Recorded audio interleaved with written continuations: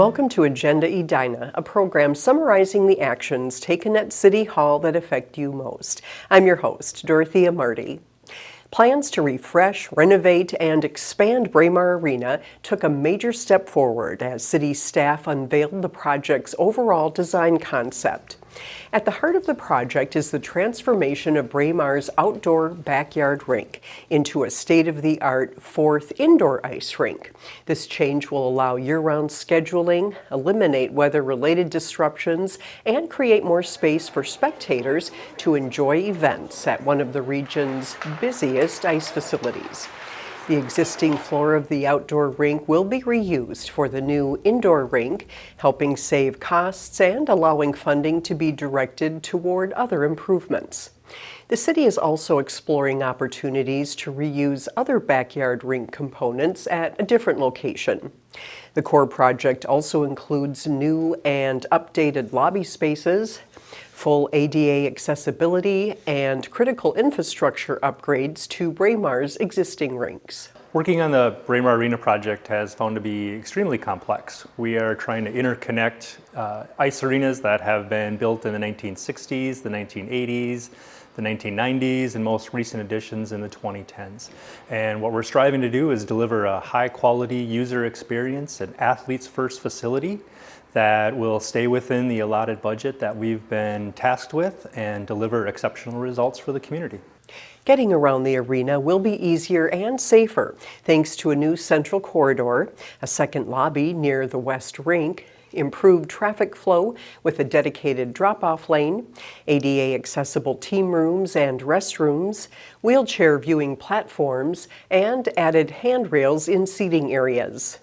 Ice quality and comfort will also improve with new water filtration, refrigeration, and dehumidification systems designed to deliver better skating conditions, clearer ice, fewer cancellations, and a more comfortable environment for both athletes and spectators. Braemar staff have already met with user groups to gather feedback, which has emphasized the importance of preserving the historic West Rink. The West Rink is significant. It was built in 1965. It's one of the older rinks in the metro, and it's one of the first high-capacity spectator arenas in the Twin Cities. And that's why it's so important to maintain and be good stewards of the space so generations to come can enjoy it. Design services for the project are being provided by JLG Architects, with construction led by Knudsen Construction.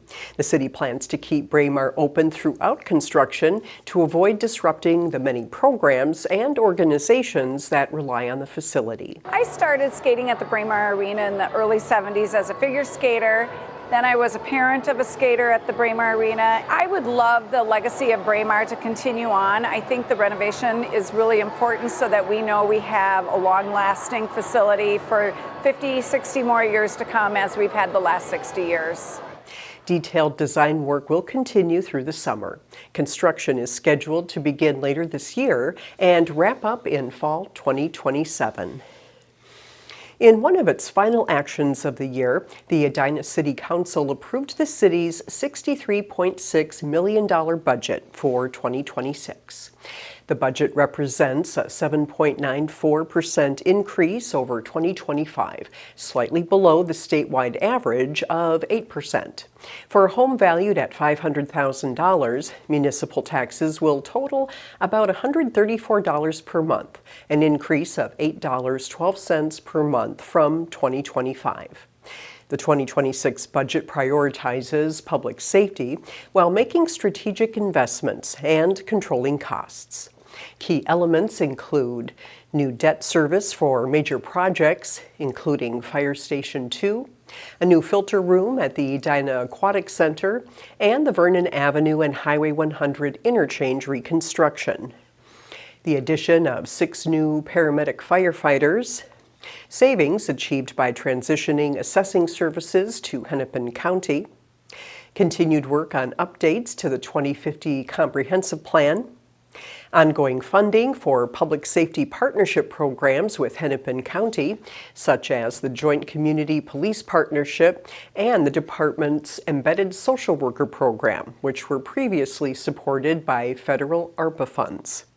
Strategic capital and equipment investments that result in nearly $1.5 million less in the capital levy compared to 2025. We're into the next phase of the budget, which is implementation. And that's, in my view, a pretty important part of this whole thing, right? If you work hard to get people to make choices and to tell us what they support and what they don't support, both in the public and at the city council and with city staff. So now that we have figured out what we're going to do, it's time to do it. 2 Edina businesses have been awarded SPARC grants to support expansion and reinvestment.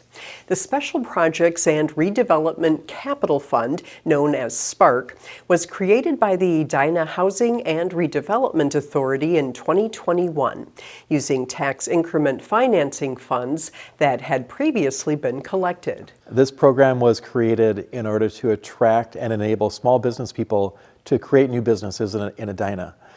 We're specifically focusing on those small local businesses, not the big national chains, but small local businesses. And we've got about $1 million left in this fund. The dollars expire at the end of 2026. So we're looking to implement as many of the funds as available to allow more businesses to locate in Edina, to provide new services, and also to grow our tax base. Coder's Clubhouse will use its SPARC grant to remodel space at Rue de France Shopping Center, allowing the business to offer coding classes and workshops for school-aged children. The funds will help pay for ADA-compliant restrooms and a new HVAC system. We are incredibly grateful to receive the SPARC grant. It's allowing us to bring our business, Coder's Clubhouse, to fruition. Without it, it would have been difficult to be successful in our build out. And now we're able to take this empty space and create it into this fun, welcoming coding makerspace center for the families of Edina. JJ's Poke, Minnesota will use its grant to expand into an adjacent tenant space on York Avenue, nearly doubling the size of the restaurant. The project had been on hold due to the high cost of constructing ADA restrooms, bringing new utilities into the building, and paying sewer and water connection fees.